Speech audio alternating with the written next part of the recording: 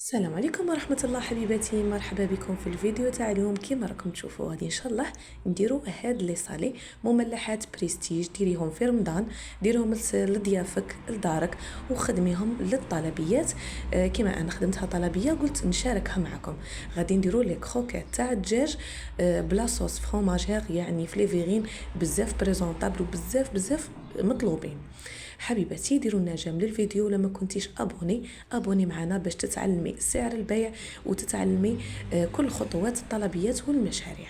عندي كميه من صدر الدجاج، نديروا لها الملح، فلفل كحل وسكنجبير، ونزيدوا شويه كركم وشويه الكوري تاع الدجاج، يعني التوابل انت تحكمي فيهم.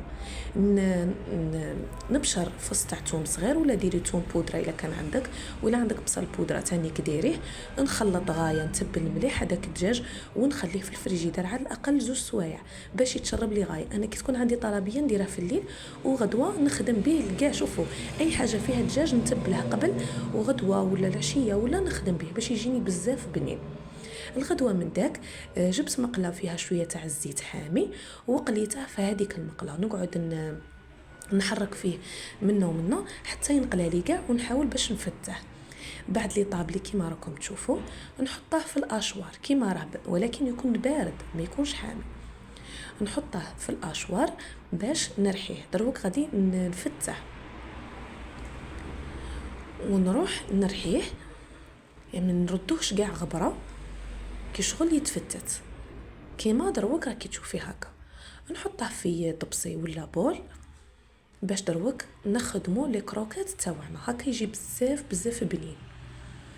نزيد معها حوالي مغرف تاع بطاطا فايضه ومهروسه. ما هذيك البطاطا ما فيها والو، فيها طايبه في شويه تاع الملح. شوفوا درت حوالي مغرف كبير.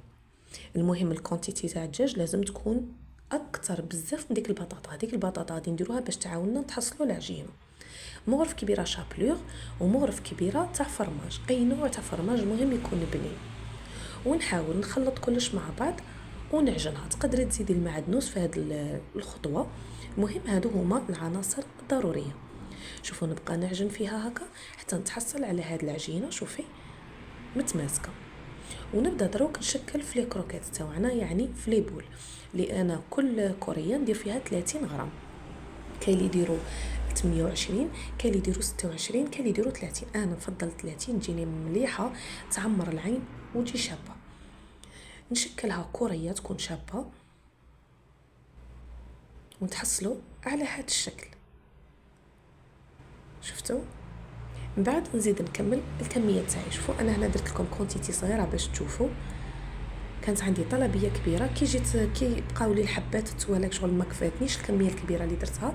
زدت هاد الكونتيتي قلت نصورها لكم هكا حاجه قليله باش تتعلموا بها.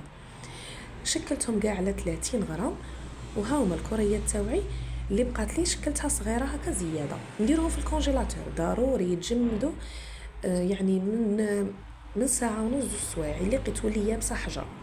انا خليتهم 2 سوايع في الكونجيلاتور. من بعد جبتهم، كان عندي البيض، حبه تاع بيض دربتها ما ضفت لها والو. وعندي لا شابلور خبز يابس ومرحي تاني ما ضفت له والو، باسكو كلشي راه ايبيسي داخل، راهم متبلين، راهم بزاف بنان. ندير في البيض، نعاود في لا شابلور، نعاود نرد في البيض، ونعاود نرد في الشابلور. هكا تجي بزاف مقرمشه وتجي الطبقه هذيك باينه وشابه كروكونت.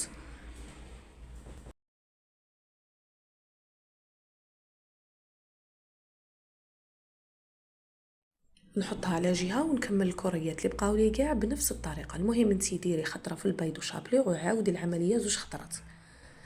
بعد اللي نكملهم كنت وجدت المقله تاعي فيها زيت ساخنه، والمقله تكون معمره بالزيت ماشي غير شويه، تكون الزيت غازيره حاميه بزاف. كي تحمالي غايه نردوا النار يعني شويه على زايده، ما نخلوهاش ناقصه بزاف ما يتشربوناش الزيت. ونقلوهم في هذيك النار تحصلوا على هاد الكوريات. نسحق هاد لي فيغين لي ميني فيغين صغار، وعندي هاد لي ميني فورشيت اون بوا والخشبيه. وعندي هذه كريمه الجبن. كريمه الجبن راني حطيتها لكم في فيديو سابق، راها في الفيديو اللي قبل هذا الوصفه. حطيت لكم كريمه الجبن الخاصه بالمملحات، راني رافقتها معاهم، راها بزاف شابه وبنينه، ونرافقوها مع جميع المملحات. نديروها كقاعده داخل في هذيك لي فيغين. بعد نخبطوا شويه باش نسووا السطح تاعها. وتجيني هكا تبان ليس.